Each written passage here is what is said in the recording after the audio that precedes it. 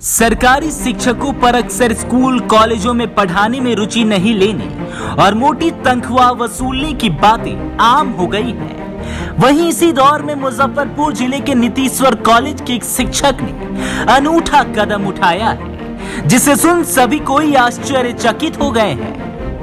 दरअसल नीतीश्वर कॉलेज में कार्यरत हिंदी के assistant professor doctor Lalan Kumar ने कक्षा में स्टूडेंट्स की उपस्थिति लगातार शून्य रहने पर अपने 2 साल 9 माह के कार्यकाल की पूरी सैलरी 23,82,228 रुपए विश्वविद्यालय को लौटा दी है। डॉक्टर ललन ने मंगलवार को इस राशि का चेक BRA बिहार विश्वविद्यालय के कुल सचिव डॉक्टर RK ठाकुर को सौंपा तो सभी हैरान रह गए। कुल सचिव ने पहले चेक लेने से इनकार किया, इसके बदले नौकरी छोड़ने को कहा, लेकिन डॉक्टर ललन की जिद के आगे उन्हें झुकना ही पड़ा। डॉक्टर ललन ने बताया कि मैं नीतीश्वर कॉलेज में अपने अध्यापन कार्य के प्रति कृतज्ञ महसूस नहीं कर रहा हूं, इसलिए राष्ट्रपिता महात्मा गांधी के बताए ज्ञान और अंतरात्मा की आवाज पर नियुक्ति तारीख से अब तक के पूरे वेतन की राशि विश्वविद्यालय को समर्पित करता हूं। उन्हें यहाँ पढ़ाई का माहौल नहीं दिखा तो विश्वविद्यालय से आग्रह किया कि उस कॉलेज में स्थानांतरित किया जाए जहां एकेडमिक कार्य करने का मौका मिले। विश्वविद्यालय ने इस दौरान 6 बार ट्रांसफर ऑर्डर निकाले, लेकिन डॉक्टर ललन को नजरअंदाज किया जाता रहा। कुल सचिव डॉक्टर RK ठाकुर के मुताबिक स्टूडेंट्स किस कॉलेज में कम आते हैं यह सर्वे करके तो किसी की पोस्टिंग नहीं होगी। प्राचार्य से स्पष्टीकरण लेंगे कि डॉक्टर ललन के आरोप कितने सही हैं। वहीं कॉलेज के प्राचार्य प्रोफेसर डॉक्टर मनोज कुमार का कहना है कि उन्हें इसकी जानकारी न्यूज के माध्यम से हुई है। उन्होंने प्रोफेसर से स्पष्टीकरण की मांग की है। सैलरी का जो मामला है, इससे पहले हमें इसकी पृष्ठभूमि में जाना पड़ेगा। 2019 में BPSC द्वारा मेरे चयन किया गया है और मुझे बिहार विश्वविद्यालय आवंटन किया गया। 24 सितंबर 2019 को जब तत्कालीन कार्यकारी कुलपति थे प्रोफेसर राजकुमार मंडल साहब, उस समय हम लोग की पोस्टिंग का लेटर जारी किया गया। उसमें पोस्टिंग में ये हुआ कि BPSC का जो रिजल्ट था उसकी मेरिट को धत्ता बताते हुए, बिना किसी नियम को प्राकृतिक न्याय का उल्लंघन करते हुए, सभी जो अभ्यर्थी हैं उसके मौलिक अधिकार का उल्लंघन करते हुए इन्होंने पिक एंड चूज की पॉलिसी अपनाई। जैसे मेरा 15वां रैंक है, मुझे नीतीश्वर को दिया गया, और जिनका हमसे नीचे है 2 लोगों का, उनको PG डिपार्टमेंट दिया गया। मैं उसी से सवाल उठाया था कि सर ये ठीक नहीं है, ये सही नहीं है। जो कैंडिडेट है या तो आप मेरिट की बात करें या फिर कैंडिडेट का प्रोफाइल देखकर करें आप यहाँ पर, या हमसे चॉइस पूछे। जैसे एक पहला कैंडिडेट थे जो जाना चाह रहे थे बगहा, वहाँ पर MJ के कॉलेज बेतिया है, सॉरी, तो वहाँ पर वो चलिए, लेकिन हमें वहीं शूट करता है, ठीक है, जहाँ जिसकी अच्छी है।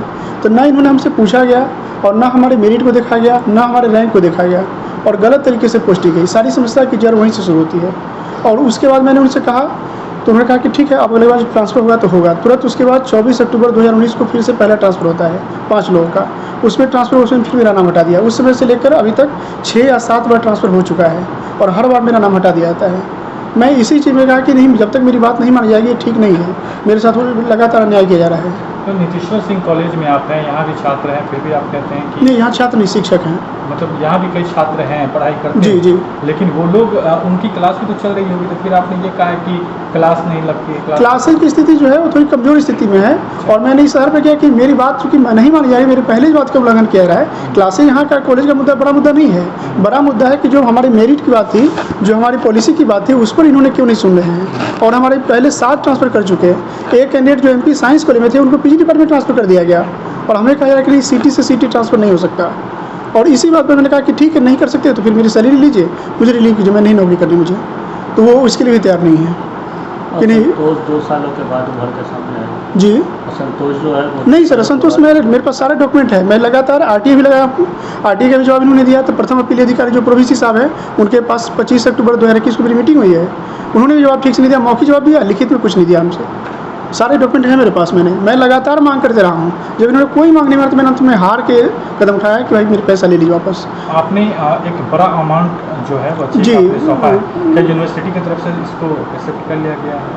नहीं, यूनिवर्सिटी की तरफ से एक्सेप्ट नहीं किया गया। उन्होंने कहा कि ये चेक है, ये चेक चूँकि बड़ा सेंसिटिव डॉक्यूमेंट है, ये यहाँ कहीं मिस हो गया, कोई कैश करा लिया तो दिक्कत है, आप इसकी कॉपी जमा करा दीजिए, हम एक्सेप्ट कर रहे हैं इसको, लेकिन जब कुलपति साहब परमिशन देंगे चेक लेने का तो आपसे हम फिर ओरिजिनल ले लिया जाएगा। तो क्या आप इतने दिनों से इसी दिन का इंतजार कर रहे थे, यही वजह थी ताकि आपने अभी तक सैलरी का 1 रुपया भी खर्च नहीं किया, पूरी राशि आप लौटा रहे हैं?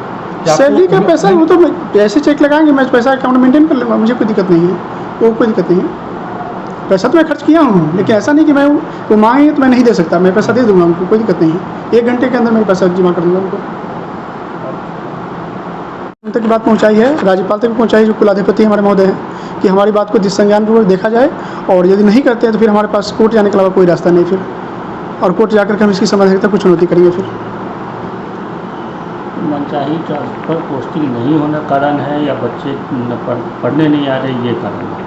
हमारी जो अकादमिक प्रतिभा है वो प्रतिभा हम अपनी जगह पर नहीं दिखा पा रहे हैं यहाँ पर। जैसे हमारी कोशिश है कि मैं मास्टर्स के बच्चों को पढ़ाऊँ, उसके ऊपर के बच्चों को पढ़ाऊँ। यहाँ पर चूँकि कॉलेज ही यूजी कॉलेज है और इसमें बच्चों की संख्या बहुत कमज़ोर है यहाँ पर, जो संतोषजनक नहीं हो पा रही है, तो ये दिक्कत है हमारे पास। मैंने उनको कहा कि MDDA में क्लासेस होती है, RDS में क्लास, तो वहाँ देने दीजिए मुझे। यूनिवर्सिटी PG डिपार्टमेंट में गेस्ट फैकल्टी उन्होंने नियुक्त किया रहा है, लेकिन वहाँ कहीं परमानेंट नहीं जा सकता। यदि सीट है वहाँ पर पढ़ा रहे हैं गेस्ट फैकल्टी, इसका मतलब परमानेंट की सीट है वहाँ पर, क्यों नहीं जाने दिया जाए वहाँ पर? PG डिपार्टमेंट में आज के डेट में बहुत अच्छी क्लासें होती है। हमारे 4 मित्र जो हैं वहाँ पे PG डिपार्टमेंट में हैं। मैं कह रहा हूँ मुझे जाने में क्या दिक्कत है वहाँ पर, लेकिन नहीं दे रहे हैं लोग। मैं अपनी मांग की बात कर रहा हूँ सीधे। और मुझे आगे इसमें आप क्या करेंगे? जी, अब आगे इसमें क्या? मैंने उनको कुलपति साहब को मौका दिया है कि इस पर संज्ञान विचार करके देखें, और विचार यदि नहीं मानते तो फिर मैं भूख हड़ताल आमरण अनशन पर जाऊँगा फिर। वर्तमान ही है जी, भूख हड़ताल के लिए या कहिए कोई दिन या तारीख सुनिश्चित नहीं, ये तो उनके जवाब पर तय करता है ना। वो यदि बोले कि आप थोड़ा सा रहिए, हम इस पर पॉजिटिव रिस्पॉन्स करते हैं फिर, और फिर यदि इसके बाद यदि जाना पड़ेगा तो हम आगे जाएंगे फिर। असंतोष उनके अंदर भरा हुआ है कि क्लास नहीं लगता। दरअसल इसके बारे में मुझे कोई जानकारी थी नहीं, ये अपने स्थानांतरण की कोशिश कर रहे हैं, और चूँकि इस महाविद्यालय के प्राचार्य हम हैं तो ये हमारी जानकारी में नहीं था। कल अचानक ये जानकारी मुझे प्राप्त हुई और पत्रकारों के ही द्वारा मुझे जानकारी मिली कि इस तरीके की कोई बातचीत विश्वविद्यालय के स्तर पे हो रही है। जहाँ तक हमारे यहाँ वर्ग होते ही हैं और हर विषय के वर्ग होते हैं और सारे शिक्षक अपने अपने क्लास लेते हैं। हिंदी में जहाँ तक बात है, हिंदी में जितने भी बच्चे एडमिशन लेते हैं सभी हिंदी के छात्र होते हैं। स्नातक में हिंदी ऑनर्स का विद्यार्थी हिंदी का छात्र होता है। अन्य विषयों में जो लोग ऑनर्स करते हैं वो MIL लेते हैं, MIL की पढ़ाई हिंदी के शिक्षक ही करते हैं। उसके अलावा सब्सिडरी में हिंदी की पढ़ाई होती है, फिर नॉन हिंदी है उसमें भी हिंदी की पढ़ाई होती है। तो इस तरीके से जितने भी बच्चे होते हैं वो सब हिंदी के ही छात्र होते हैं। तो ये कम या ज़्यादा ये संख्या होना एक अलग बात है, लेकिन कक्षाएं नियमित रूप से चलती हैं। इनकी मंशा है कि ये PG में जाएं और स्नातकोत्तर विभाग में अपने ज्ञान को दें, तो इसलिए शायद इन्होंने ये कोशिश की होगी। इसके पहले भी जो इन्होंने शायद 5 बार ये अपना प्रतिवेदन विश्वविद्यालय में जमा कर चुके हैं, जैसा कि मैं देख रहा था, तो उसमें इन्होंने कभी इस बात का जिक्र नहीं किया है। ये प्रथम बार है कि उन्होंने इस बारे में जिक्र किया है, और मुझे इसके बारे में आप लोगों से ही पता चला है और आज के अखबार से पता चला है। अपने सपनों की आशिया को दे एक नई पहचान माँ भवानी डेकोर प्राइवेट लिमिटेड के साथ, जो है ऑथराइज्ड डिस्ट्रीब्यूटर ऑफ कजारिया।